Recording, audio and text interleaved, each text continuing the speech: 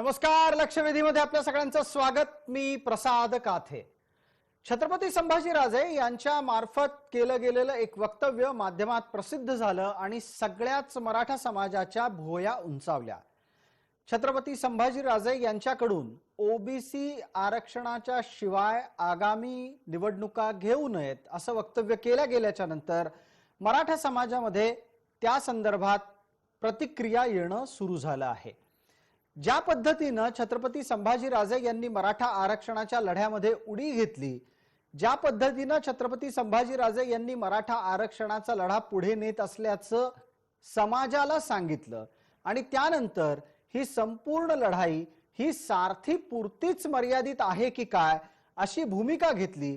त्यानंतर छत्रपती संभाजीराजे यांच्याकडून आगामी काळामध्ये मराठ्यांच्या आरक्षणाच्या आंदोलनाला नेतृत्व नक्की मिळेल का, मिळालेलं नेतृत्व टिकेल का आणि टिकलेलं नेतृत्व आरक्षण मिळवून देऊ शकेल का, असे अनेक प्रश्न मराठा समाज आपापसामध्ये विचारत होता. मराठा समाजामध्ये कोल्हापूरच्या गादीचं एक अनन्यसाधारण महत्व आहे आणि परिणाम स्वरूप या गादीच्या विरोधात सार्वजनिकरित्या भूमिका कोणीही घेत नाही. पण दुसऱ्या बाजूला ज्या छत्रपती शाहू महाराजांनी रयतेच्या राजाची भूमिका ठामपणे निभावली, जे बहुजन प्रतिपालक म्हणून सगळ्यांना परिचित होते आणि सामाजिक बदलाच्या साठी आरक्षणाची सुरुवात ज्या छत्रपती शाहूंनी केली, त्या छत्रपती शाहूंच्या वंशजांनी एका जातीय आरक्षणाच्या लढ्यात स्वतःला झोकून द्यावं हे सुद्धा अनेकांना पटलेलं नव्हतं. आताच्या घडीला मात्र आरक्षणाची लढाई ही समाजाच्या सगळ्यांच्या हिताची आहे असं आजवर सांगणारं नेतृत्व अचानक आणखी एका घटकाच्या आरक्षणाच्या विषयी बोलत होत असेल तर मात्र छत्रपती संभाजीराजे यांनी भूमिका बदलली आहे का असा प्रश्न समाज आपापसात विचारू लागलाय. ज्या पद्धतीनं मराठा समाजाच्या अंतर्गत विविध प्रकारे वैचारिक आंदोलनं होत आहेत, त्या वैचारिक आंदोलनांना टिपण्याच्यासाठी आजची लक्षवेधीची चर्चा.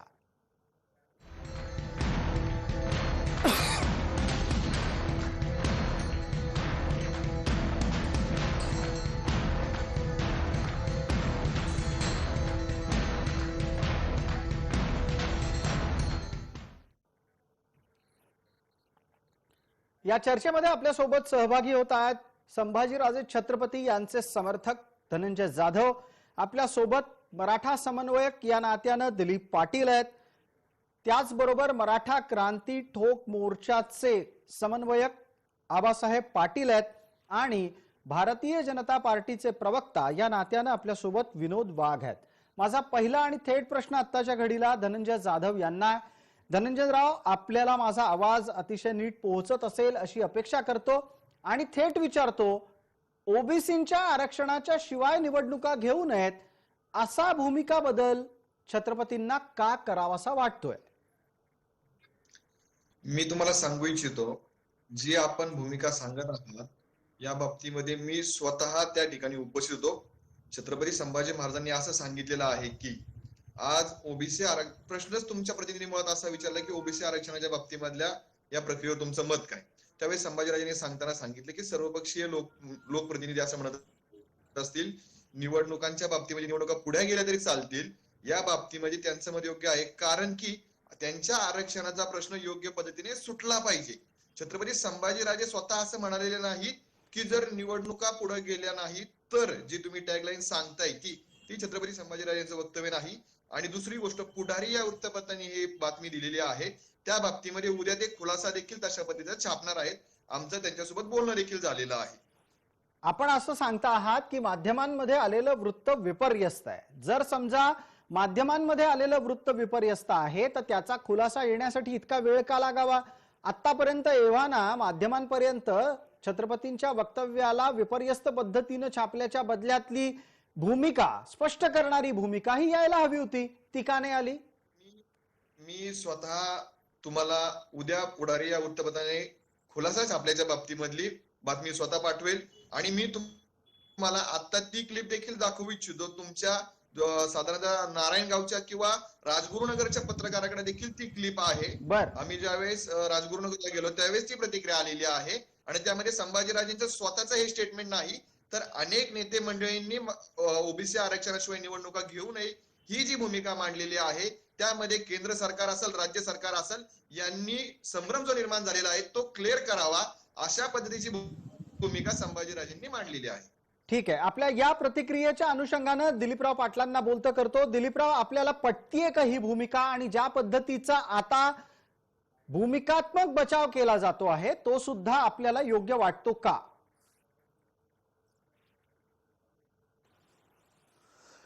पहिली गोष्ट असं आहे की पूर्वीपासून छत्रपती संभाजीराजे हे शाहू महाराजांचे विचाराचे पहिल्यापासून पाईक आहेत किंवा त्यांचं घराणं देखील अशा पद्धतीचं विचाराचं आहे. बऱ्याच वेळा त्यांनी भूमिका मांडताना सांगितलेलं आहे की मला एकतर्फी एका जातीसाठी अशी भूमिका मांडता येणार नाही आरक्षण बाबतची असं सांगितले.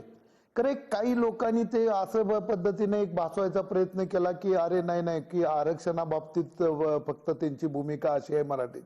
कारण त्यांनी वेळोवेळी सांगितलंय की मला असं ठराविक आरक्षणाबाबतीत की एक भूमिका घेता येणार नाही आणि फक्त मराठ्यांची बाजू घेता येणार नाही तर छत्रपती शाहू महाराजांचा वंशज किंवा त्या घराण्याची परंपरा म्हणून मला सर्व जाती धर्मांच्या बद्दल समतोल राखायला पाहिजे अशी पूर्वीपासून त्यांनी भूमिका घेतल्या. खरं काही त्यांच्या जवळचे काही लोकांनी अशी एक त्यांची भूमिका अशी भासवलं की ते फक्त मराठ्यांसाठी घेतात. नंबर 1.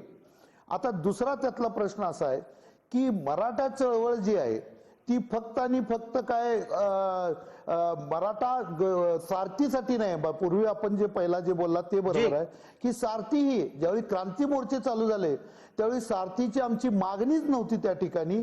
कारण ती कोपर्डीची घटना झाल्यानंतर अॅट्रॉसिटी ही एक महत्वाचा विषय आणि त्यानंतर आरक्षण या दोन्ही बाबतीत संभाजीराजेंची भूमिका त्यांनी घेताना आमची असं नाही आहे कारण ते राजे आहेत ते खासदार आहेत त्यामुळे अशी ती भूमिका घेऊ शकत नाही तर ते फक्त एक आमचे मार्गदर्शक आहेत त्या ठिकाणी. आणि ज्या ज्यावेळी सारथी असो ते बाकीच्या ठिकाणी संभाजीराजेंनी तशीच भूमिका मांडलेली आहे.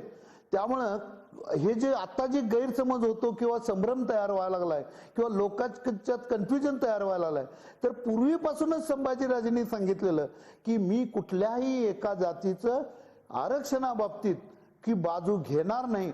खरं फक्त काही लोकांनी एक अननेसेसरी संभ्रम केला त्यामुळे संभाजीराजेंच्या बद्दल गैरसमज तयार होतोय. ठीक आहे. आपल्याला दिलीपराव चर्चेला पुढे न्यायचं आहे. पटकन आबासाहेब पाटलांना बोलतं करतो. आबासाहेब पाटील, माझा आवाज आपल्यापर्यंत पोहोचत असेल आपण या मुद्द्यावर पटकन व्यक्त व्हावं की ज्या पद्धतीनं वक्तव्य समोर आलं छत्रपती संभाजीराजे यांच्याकडून आल्याचं सांगत त्यानंतर समाजामध्ये काय प्रकारची प्रतिक्रिया उमटली आणि यामुळे मराठा समाजाचं आरक्षणाचं आंदोलन हे थांबलंय अडखळलंय असंही अनेकांना वाटायला लागलं. प्रसादजी, मराठा आरक्षणाचा विषय फार मोठा आहे आणि या बाबतीत सगळ्या समाजाची भूमिका क्लिअर आणि स्पष्ट आहे की आता एससीबीसी मधून देता येत नसेल तर ओबीसीतून मराठा समाजाला आरक्षण पाहिजे. ओबीसी आरक्षणाचा विषय वेगळा आहे. ओबीसी म्हणजे फक्त माधव पॅटर्न मधले ओबीसी नाहीत तर 18 आलुतेदार, 12 बलुतेदार, भटके विमुक्त हे सगळे आले त्याच्यामध्ये.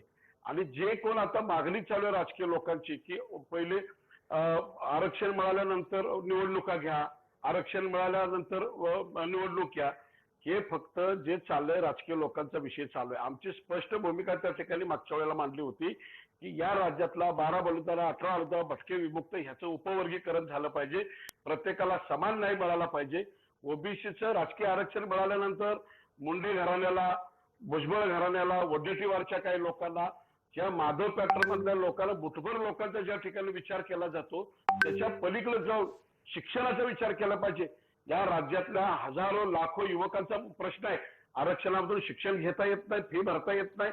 आरक्षण म्हणजे की आम्ही गरीब हत्यासाठी आरक्षण मागितलेलं नाही.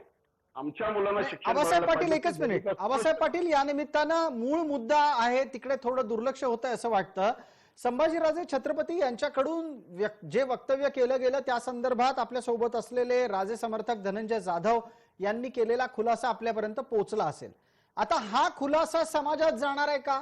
हा खुलासा समाजात पोहोचल्यानंतर आतापर्यंत आंदोलन विषयक ज्या ज्या भूमिका घेतल्या जात होत्या त्या निमित्तानं सुरू झालेला मनातला किंतु परंतु हा शमणार आहे का आबासाहेब? मुळात महाराष्ट्रामध्ये ज्या मराठा संघटना आहेत, जे समन्वयक आहेत, आरक्षणावरती जे लोक काम करतायत, हे सगळे लोक पक्षविरहित सगळ्या लोकांना एकत्र करून मराठा क्रांती मोर्चा उभा राहिला, ठोक मोर्चा उभा, तळागाळातल्या लोकांनी त्याला सपोर्ट केलं होतं. आता याला राजकीय वळण आलं. आता छत्रपती युवराज संभाजीराजेंनी काय वक्तव्य करावं, काय बोलावं हा त्यांचा प्रश्न आहे. त्यांनी खुलासा काय करावा, त्यांनी काय बोलावं हे त्यांनी सांगितलं पाहिजे. आज समाजात जे वाटतंय, समाजाला वाटतं की छत्रपती युवराज संभाजीराजे मराठा आरक्षणाची भूमिका घेत असताना त्यांनी मराठा आरक्षणाची भूमिका ठामपणे मांडावी आणि त्या ठिकाणी मराठा आरक्षणाची बाजू मांडत असताना या सगळ्या संघटना, सगळे समन्वयक यांच्याशी समन्वय साधावा. परंतु हे इथं कुठं दिसत नाही, खतखत आहे समाजामध्ये. कोणी जरी बोलत नसतं तरी मी जाहीर बोलणारा स्पष्ट वक्ता आहे. राजेंचा आम्हाला नितांत आदर आहे, परंतु राजेंनी वेळोवेळी भूमिका आपापल्या बदललेल्या आहेत. त्याचं उत्तर राजे देऊ शकतील. आणि मी याच्यावर आपल्याला पटकन उत्तर लागेल. मग धनंजय जाधव आपलं उत्तर घेतो. आपल्या उत्तराच्याच अनुषंगाने हा प्रश्न उपस्थित करतो. थोड्या वेळाने आपल्याला भारतीय जनता पार्टीचे प्रवक्ता विनोद वाघ यांनाही बोलतं करायचंय. आबासाहेब पाटलांनी मांडलेला मुद्दा अत्यंत संवेदनशील आहे. छत्रपतींनी मराठा आरक्षणाच्या आंदोलनाचं नेतृत्व करत असताना सगळ्यांशी सुसंवाद राखावा, सगळ्यांना सोबत घ्यावं, मात्र ते तसं करत नाहीत. सर, याच्या बाबतीमध्ये मी बोलू इच्छितो. बिलकुल बिलकुल, आपण बोला, आपल्याला प्रश्न आहे. हा सर, जर आपण पाहिलं तर हे जे आबासाहेब पाटील सांगतायत, मी सांगू इच्छितो, आज मराठा आरक्षणाचा प्रश्न कोण सोडू शकतं? तर विधानसभेमध्ये, विधान परिषदेमध्ये गेलेले त्या ठिकाणचे प्रतिनिधी असतील, त्याचबरोबर केंद्राचा जो काही विषय असेल तो, त्याचबरोबर आमचे जे काही 5 प्रश्न असतील, अण्णासाहेब महामंडळ असेल, कोपर्डीची घटना असेल, सारथीचा विषय असेल, त्याचबरोबर वसतिगृहांचा विषय असेल, नोकऱ्यांचा विषय असेल, हे कोणाच्या अखत्यारीमध्ये आहे? तर शासनाच्या अखत्यारीमध्ये हे प्रश्न आहेत. हे सोडू शकतात. हे कोण? शासन म्हणजे कोण? तर गेलेले लोकनियुक्त प्रतिनिधी. हे कोणत्या पक्षाचे असतात? राष्ट्रवादी, काँग्रेस, शिवसेना, आरपीआय असेल किंवा जे हे सर्व पक्ष आहेत, या सर्व लोकप्रतिनिधींच्या बाबतीमध्ये यांच्या प्रमुखांना भेटण्याचं काम छत्रपती संभाजी महाराजांनी केलं. त्याचबरोबर लोकप्रतिनिधींना जाग करण्याचं काम म्हणजे मूक आंदोलनाच्या माध्यमातून आम्ही बोललो, तुम्ही बोला म्हणून त्यांच्याकडनं वदवून घेतलं. आज तुम्ही पाहू शकता, गेल्या झालेल्या अधिवेशनामध्ये एकाही लोकप्रतिनिधी, एकाही राजकीय नेत्यांनी त्यांची भूमिका त्या ठिकाणी स्पष्ट केली नाही. परंतु ओबीसी समाजाचा प्रश्न असेल, इतर समाजाच्या बाबतीमध्ये ते लोक बोलले. संभाजीराजेंनी एवढ्यावर हे प्रश्न यावर एक आक्षेप मात्र कायम घेतला गेला धनंजय जाधव, ज्याचं उत्तर याही चर्चेत तुम्हाला द्यायला लागेल. त्या निमित्तानं मी परत एकदा थोड्या वेळाने आपल्याला बोलतं करतोच. एकदा पटकन विनोद वाघ यांना आधी बोलतं करतो. विनोद वाघ, या सर्व वाटचालीत जेव्हा जेव्हा मराठा आरक्षणाच्या आंदोलनाच्या बाबतीत छत्रपती संभाजीराजे यांच्याकडून भूमिका कठोरपणे घेतली जाणं अपेक्षित होतं, तुम्हाला वैयक्तिकरित्या हे वाटतं का की छत्रपतींनी तशी भूमिका घेतली, की छत्रपतींची भूमिका ही मविया पोषक राहिली आहे? नाही, 100% नाही. छत्रपती संभाजीराजे हे आरक्षणाचे जनक, शाहू महाराजांचे यांचे वारसदार आहेत आणि त्यामुळं ते कुण्या एका समाजासाठी या ठिकाणी निश्चितपणे बोलणार नाही. पण त्यांनी जर ओबीसी समाजाच्या आरक्षणाच्या बाबतीत सकारात्मक जर त्यांनी बाजू मांडली असेल तर निश्चितपणे ते या महाराष्ट्राच्या दृष्टिकोनातून एक स्वागतार्ह आहे. कारण या महाराष्ट्रात छत्रपती संभाजीराजे यांनी जी भूमिका मांडली तीच भूमिका शाहू महाराज असतील, छत्रपती शिवराय असतील, त्यांनी 18 प्रगट जाती धर्माच्या लोकांना सोबत घेऊन जाण्याची भूमिका या ठिकाणी मांडली आणि तीच भूमिका आज संभाजीराजे या ठिकाणी मांडतायत. त्यामुळं आज ओबीसी आरक्षणाचा मराठा आरक्षणाला कधी विरोध नव्हता. ओबीसी आरक्षणाची मागणी करणाऱ्यांनी सुद्धा मराठा समाज हे आमचेच बांधव आहेत, त्यांना आरक्षण मिळालं पाहिजे ही भूमिका ठामपणे त्या ठिकाणी घेतली. आणि आज तीच भूमिका जर मराठा समाज आणि मराठा समाज म्हणून छत्रपती संभाजी महाराज त्या ठिकाणी घेत असेल तर निश्चितपणे ही भूमिका स्वागतार्ह आहे. त्यामुळे याच्यात दुमत असण्याचं काही कारण नाही. आणि संभाजी महाराज, आपण अशी अपेक्षा व्यक्त करत आहात की छत्रपतींच्या कडून जर समजा ओबीसी आरक्षणाच्या बाबत भूमिका घेतली जात असेल तर ती स्वागतार्ह आहे, पण मुळात मुद्दा इथे असा उपस्थित राहतो की त्यांनी तशी भूमिका घेतलेली आहे का? थोड्या वेळापूर्वी आपल्यासोबत चर्चेत जोडले गेलेले धनंजय जाधव म्हणालेलेच आहेत की मुळात वक्तव्यच विपर्यस्त पद्धतीने मांडले गेलेलं आहे. मला एक प्रश्न पटकन दिलीपरावांना विचारायचा आहे. दिलीपराव, आपल्याला अतिशय जी धनंजय जाधव आपण काही बोलताय असं दिसतंय जी. तर मी काय सांगतोय, तुम्ही माझ्या विपर्यास करू नका सर. मी असं सांगतोय की छत्रपती संभाजीराजे असे म्हणाले, ओबीसीच्या बाबतीमध्ये सरकारनं वेळ काढूकाना पडण्यापेक्षा राज्याची जबाबदारी आणि केंद्राची जबाबदारी राज्यकर्त्यांनी पार पाडली पाहिजे आणि त्यांचा न्याय त्यांना मिळाला पाहिजे, ही भूमिका संभाजीराजेंनी मांडलेली आहे. नाही, याचा त्याच्यामध्ये अर्थ वेगळं काय काही घ्यायचा बहुजनांचं ते मग नेतृत्व आहे. धनंजय जाधव हे फार गोलमोल वक्तव्य असं नाही वाटत का? मला कृपया तुम्ही राजे समर्थक या नात्यानं स्पष्टपणे सांगा, ओबीसी आरक्षणाच्या बाबत छत्रपती संभाजीराजेंची भूमिका काय? मराठा आरक्षणाच्या आधी ओबीसी आरक्षण मिळालं पाहिजे, टिकलं पाहिजे राजकीय दृष्ट्या, असं आपल्याला वाटतं का? ओबीसी आरक्षण टिकलं पाहिजे का, ती जबाबदारी कोणाची, आणि या सगळ्या गोष्टी राज्यकर्त्यांच्या बाबतीमध्ये आहेत. आम्हाला आमच्या मराठा आरक्षणाचे प्रश्न सोडवायचे आहेत.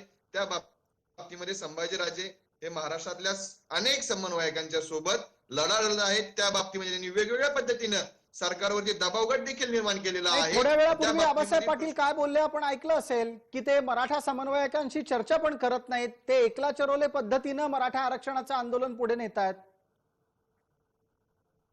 समजलं नाही सर संभाजीराजे मला. राजे आहेत, त्यांना सर्व व्यापक भूमिका घ्यावीच लागेल आणि ते घेत आहेत.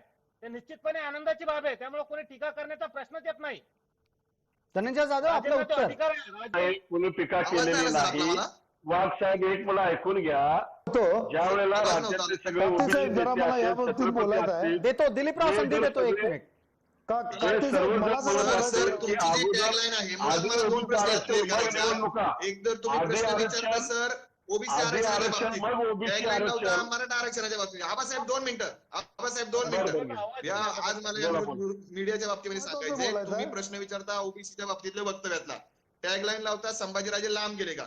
मी तुम्हाला सांगू इच्छितो, संभाजीराजे आज काल परवा जनता दरबार पुण्यामध्ये झाला, त्या बाबतीमध्ये देखील आलेल्या सर्व लोकांना ते भेटले. मराठा आरक्षणामध्ये ते बाबतीत त्या देखील सकारात्मक राहिले त्या ठिकाणी. बर. काल परवा 40 गावला ज्यावेळेस सभा झाली, देवेंद्र फडणवीस त्या ठिकाणी उपस्थित होते. विरोधी पक्षाच्या नेत्यांना देखील त्या ठिकाणी सांगण्यात आलं की तुम्ही मराठा आरक्षणा बाबतीमध्ये आवाज उठवला पाहिजे आणि त्याचबरोबर हे सर्व प्रश्न कशा पद्धतीने सोडवावे, वेळोवेळी त्यांनी योग्य तो पत्रव्यवहार केलेला आहे, आंदोलनं केलेली आहेत, सर्व पक्षीय नेत्यांना भेटलेले आहेत. मग तुम्ही संभाजीराजे लांब गेले कसं म्हणू शकता? संभाजीराजे लांब गेले आपण कसं म्हणू शकतो? शकतो, हा प्रश्न का जन्माला आला? कारण एक वर्तमानपत्रामध्ये बातमी प्रसिद्ध झाली की आधी ओबीसी आरक्षणाच्या संदर्भामध्ये भूमिका घेतली गेली. आपण आता म्हणताय की ते वक्तव्य चुकीच्या पद्धतीनं छापलं गेलं, तसं त्यांना म्हणायचंच नव्हतं. त्यांना जे काही म्हणायचं होतं ते आपण आतापर्यंत कार्यक्रमामध्ये 2दा सांगितलेलं आहे. दिलीपरावांना एकदा संधी द्यायची आहे मला. दिलीपराव पाटील आपल्या सोबत आहेत, कोल्हापूरहून जोडले गेलेले आहेत. दिलीपराव, आपली भूमिका मांडा. या सगळ्यात मराठा आरक्षणाच्या आंदोलनाचं नुकसान होतंय का?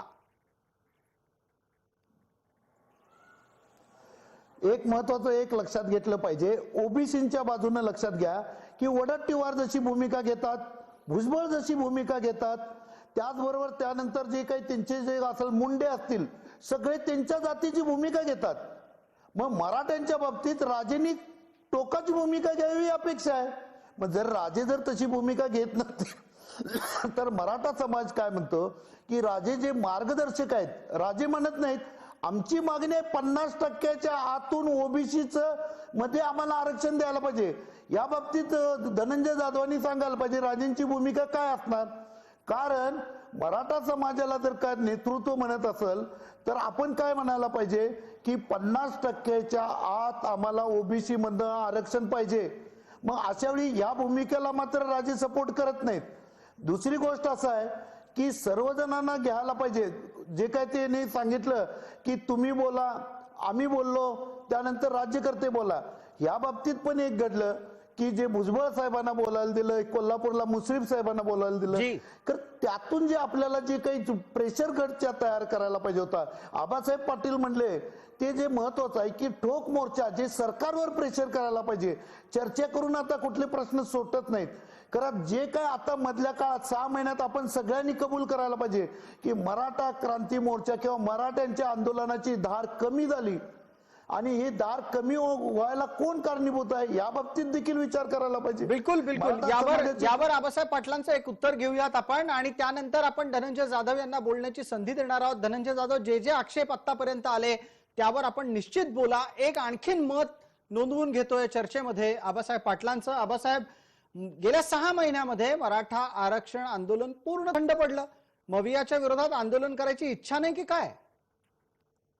प्रसादजी, आमची जी मागणी होती आधी आरक्षण मग शिक्षण प्रवेश घ्या, नोकऱ्या द्या, परीक्षा घ्या, ही भूमिका आम्ही सुरुवात, त्या भूमिकेशी कुठलेही राजकीय पक्ष समन्वय किंवा पुढे कोण आलं नाही, कुठलाच नेता आला नाही. परंतु आज ज्या वेळेला ओबीसीचा विषय आला, मुठभर ओबीसीच्या 1000-2000 जिल्हा परिषद पंचायत समितीच्या नेत्यांच्यासाठी सगळे पक्ष एकत्र येतात. अरे पण लाखो विद्यार्थी आहेत एमपीएससी राज्यसेवा करणारे, त्यांच्या बाबतीत तुम्ही निर्णय घेत नाही. आज लगेच तुम्ही पैसे वर्ग केले, मागासवर्गीय आयोग स्थापन केला, त्याला बजेट दिलं, काय ठीक काय आहे. रोज टीव्हीला बातम्या. पण मराठा समाजा बाबतीत संभाजीराजेने जी भूमिका घ्यायला पाहिजे, छत्रपतींनी जी भूमिका घ्यायला पाहिजे, ते मी नाही म्हणत. राज्यातला असंख्य लाखो युवकांचं एकच म्हणणं आहे की राजाने आक्रमक भूमिका घ्यावी, समाज तुमच्या पाठीमागे आहे, ठोक भूमिका घ्या. जसं धनंजय जाधव याचं सांगितलं उत्तर आता. अपेक्षित करतो पटकन, वेळ मर्यादा आहे आपल्या प्रत्येकाला आपलं उत्तर देण्याच्यासाठी. छत्रपती थेट आक्रमक भूमिका घेताना गेल्या काही दिवसात दिसत नाहीत. जेव्हा जेव्हा भूमिका घ्यायची असते त्यावेळेला ते नवी तारीख देतात. नव्या तारखेच्या नंतर त्यांचं आंदोलन आणखीन 4 दिवस पुढे जातं. असं का व्हावं? मला 2-3 प्रश्न या प्रश्नात आलेले आहेत. दिलीप दादांनी एक प्रश्न विचारला होता की ओबीसीच्या बाबतीमध्ये राजेंची भूमिका काय. जी. संभाजी महाराजांनी स्पष्टपणे सांगितलेले लोकशाहीमध्ये घटनात्मक दृष्ट्या जे योग्य आरक्षण आहे, टिकणारं आरक्षण आहे, ते मराठा समाजाला दिलं पाहिजे. दुसरी गोष्ट, आंदोलनाच्या बाबतीमध्ये तुम्ही नाही, मग सांगितलं ओबीसीच्या बद्दलच्या त्यांच्या भूमिकेचं काय? 50%च्या आत मराठ्यांना आरक्षणाच्या कॅटेगरीत बसवायचं आहे, तर ओबीसीच्या शेजारी बसवायचं का ओबीसी मधलं काढून द्यायचं, काय करायचं, यावर राजे काय म्हणणार आहेत?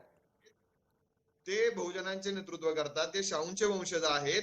त्यांनी स्पष्टपणे सांगितलेलं आहे घटनात्मक दृष्ट्या टिकणारं योग्य ते आरक्षण मराठा समाजाला दिलं पाहिजे, आणि माझी देखील तीच भूमिका आहे. मग जर ते टिकणारं आरक्षण ओबीसी आरक्षण असेल तर ते मिळालं पाहिजे, हे मी आज या ठिकाणी छाती ठोकून सांगतो. दुसरा राहिला प्रश्न, जर तुम्ही मला विचारत असाल तर आबासाहेबांनी ज्या ज्या नेत्यांची नावं घेतली, वडेट्टीवारांचं नाव घेतलं असेल, भुजबळांचं नाव घेतलं असेल, तसं तुम्ही मराठा समाजाच्या नेते मंडळींची नावं का घेत नाही? तुम्ही आज संभाजीराजेंच्या बाबतीमध्ये बोलतात. संभाजीराजे हे प्रत्येक ठिकाणावरती आंदोलनाच्या बाबतीमध्ये आलेत, न्यायालयीन प्रक्रियेमध्ये पुढे आलेत, शासनासोबत चर्चा करण्यामध्ये पुढे आलेत, दबावगट निर्माण करण्यात पुढे आलेत. म्हणजे लोकप्रतिनिधी, लोकनेते काय या सगळ्या गोष्टीमध्ये आवाज उठवत नाही? आबासाहेब याचं उत्तर आहे का आपल्याकडे? समाजाचे नेते गप्प का? आबासाहेब याचं उत्तर आहे का आपल्याकडे? आपल्याला विनोद वाघ यांनाही संधी द्यायची. आबासाहेब, आपलं उत्तर आहे का? मी आपल्या चर्चेच्या सुरुवातीला सांगितलं होतं, मराठा आरक्षण ही व्यापक फार मोठी समाजाची चळवळ आहे. याच्यामध्ये अनेक संघटना आहेत, अनेक नेते आहेत, या सगळ्या लोकांनी एकत्र येऊन लढा उभा केला होता. आणि आता ज्या पद्धतीने छत्रपती युवराज संभाजीराजे, त्यांच्यासोबत असणारे समर्थक, काही समन्वयकांच्या सोबत समाजासाठी काम करतायत, आरक्षणासाठी काम करतायत, आम्ही त्यांचं स्वागत करतो, आम्ही त्यांच्या सोबत आहोत. परंतु ही लढाई लढत असताना जसे ओबीसीतल्या सर्व पक्षीय नेते एकत्र येतात, त्याच पद्धतीने युवराज छत्रपती संभाजीराजेने सुद्धा 4ही पक्षातल्या नेत्यांना एकत्र करायला पाहिजे. ठीक आहे, वेगवेगळ्या या समन्वयकांना निमित्तानं एकत्र- आणखीन एक मुद्दा उपस्थित झाला, त्यावर एकदा पटकन दिलीपरावांची प्रतिक्रिया अपेक्षित करतो. दिलीपराव, 30 सेकंदामध्ये सांगा. संभाजीराजे समर्थकांनी स्पष्टपणे सांगितलं महाराज आता बहुजनांचे आहेत.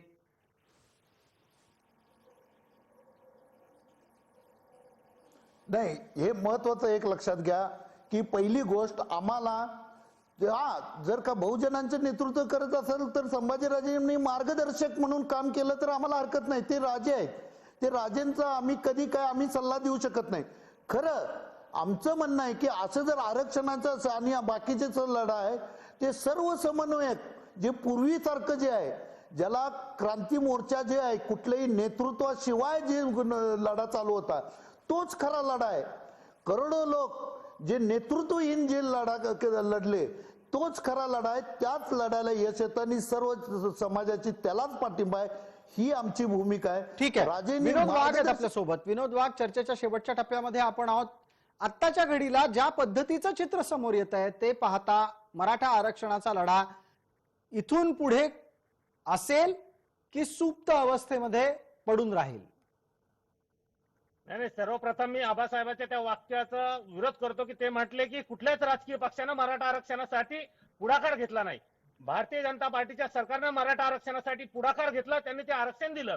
मात्र महाविकास आघाडी सरकारला ते टिकवता आलं नाही. ही सर्वप्रथम गोष्ट या ठिकाणी मी clear करतो. 2 ठोक मोर्चे काढायला लावले तुम्ही. पुढच्या काळात राहिला मुद्दा, पुढच्या काळात मराठा वाघ साहेब, तुम्ही 8 मोर्चे काढायला लावले, 2 ठोक आरक्षण असं दिलं नाही तुम्ही.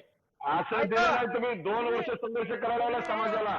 तुम्ही असं सांगू नका. आजही आमची भूमिका आहे की मराठा आरक्षण मिळालं पाहिजे, सोबत ओबीसी आरक्षण सुद्धा मिळालं पाहिजे. ती भूमिका आमची कालही होती, आजही आहे आणि उद्याही राहणार आहे. त्यामुळे यात आमचं कुठलं तुमची दुमत नाही. आजची भूमिका काय आहे?